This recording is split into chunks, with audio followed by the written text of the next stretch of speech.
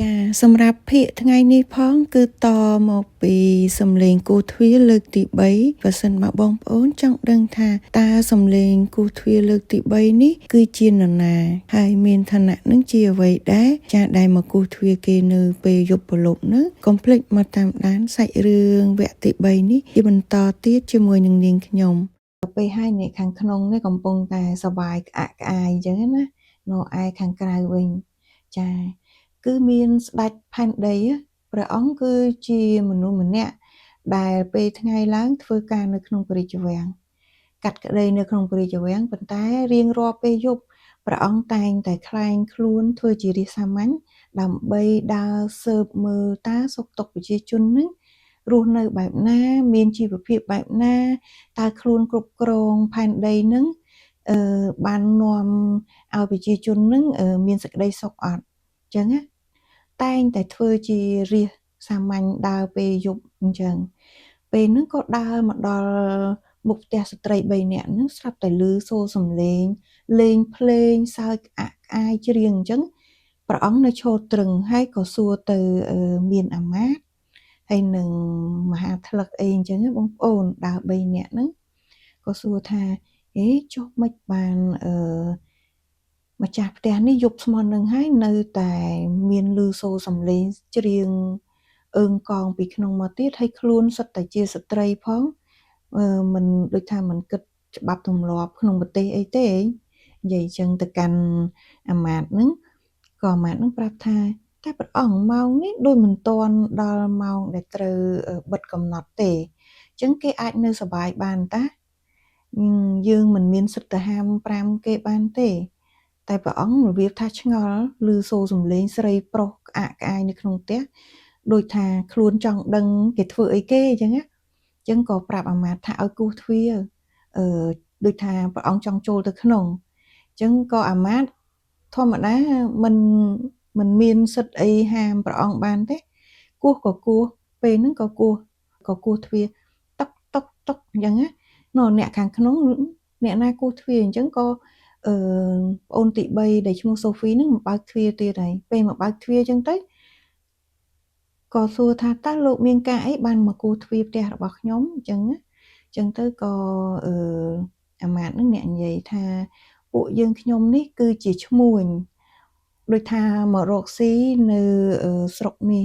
ហើយមកដល់ទៅក៏របៀបថាបានទៅចូលរួមជប់លៀងដល់ពេលត្រឡប់មកពីជប់លៀងវិញហ្នឹងគឺហួសម៉ោងត្រូវបានកន្លែងផ្ទះសំណាក់ដែលខ្លួនបានជួលនឹងបិទទ្វារ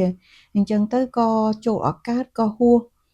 ដើរមកទៀតអញ្ចឹងទៅក៏បាននៅឮសំឡេងថាផ្ទះអ្នកនាងនៅមានសំឡេងមនុស្ស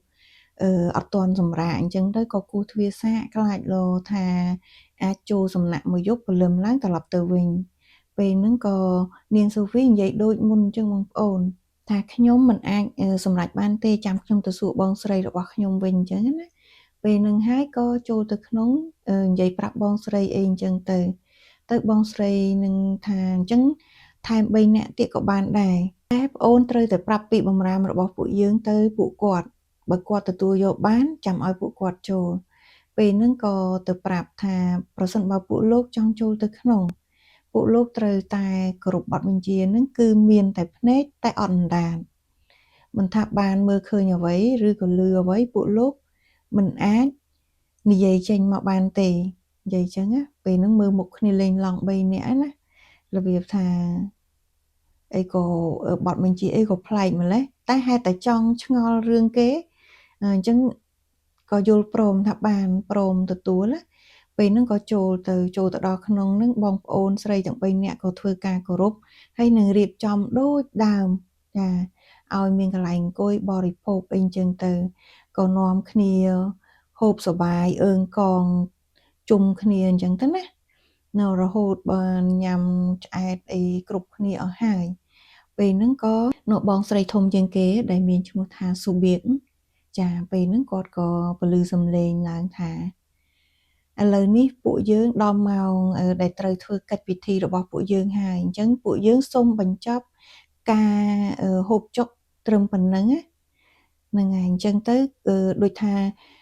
យើងរៀបអីវ៉ាហ្នឹងឡើងដូចថាអាហារអីហ្នឹងប្រមូលឡើងអស់អញ្ចឹងទៅចាសម្រាប់ភ្ញៀវវិញឲ្យរបៀបថាឈរនៅតាមរង្វង់ជុំវិញហ្នឹងសិនទៅឲ្យគេរៀបចំនៅប្រឡោះកណ្ដាលហ្នឹងអញ្ចឹងសិនណាហ្នឹងហើយអញ្ចឹងទៅក៏ស្ត្រីទាំង3នាក់ហ្នឹងក៏និយាយទៅកាន់បរិសុទ្ធស៊ីឈ្នួលទី1បងប្អូនចាំបានទេថាលោកក៏ចឹងដែរលោកអត់មាននៅអង្គុយទេលោកក៏ដូចជាអ្នកផ្ទះរបស់ពួកយើងដែរអញ្ចឹងលោកត្រូវតែជួយរៀបចំពួកយើងចឹងទៅបរិសុទ្ធហ្នឹងក៏នេះទៅឡើងជួយរើសារវាយអវ៉ាន់អីយកទៅទុកណាហើយពេលនឹងផងទៅក៏គេរៀបដូចថាមានប្រសង់3អង្គហើយនឹងឈ្មួញទាំង3នាក់ហ្នឹងគឺថាអង្គុយនៅជុំវិញហ្នឹងអញ្ចឹងណាហើយពេលនឹងហើយក៏បងស្រីធំដែលមានឈ្មោះសូបៀកពេលហ្នឹងក៏និយាយទៅកាន់បរិសុទ្ធឈ្នួលថាលោកចូលទៅដឹកនេះមេឆ្កែនៅខាងក្នុងមកឲ្យយើងចាពេលហ្នឹងក៏បរិសុទ្ធហ្នឹងក៏ចូលទៅខាងក្នុងហើយក៏ដឹកមេឆ្កែពណ៌ខ្មៅយកមកពេលដែលដឹកយកមកនឹងហើយបកគលឲ្យបងស្រីធំបងប្អូនចាពេលនឹងហើយគឺស្ត្រីនឹងយកខ្សែតីមកនឹងគឺវត្តវាយឆ្កែនឹងអញ្ចឹងណាវាយបដាយំបដាវាយបដាយំបដាហើយធម្មតាហើយព្រះអង្គហើយនឹង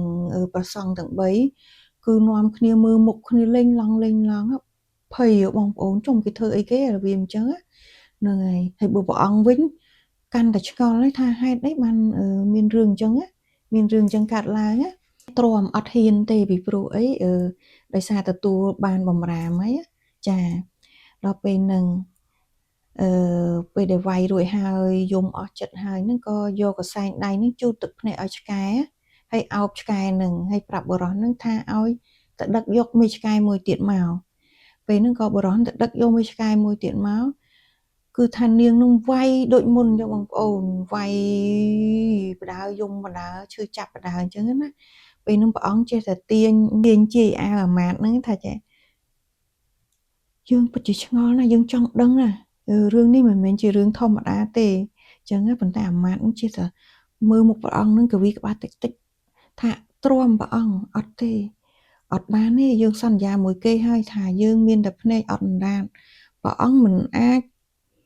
ក្បត់សន្យាបានទេណាព្រះអង្គគឺជាស្ដេចផែនដីនិយាយខ្សឹបអញ្ចឹងណាតែព្រះអង្គនឹងគឺទ្រាំបានបងប្អូន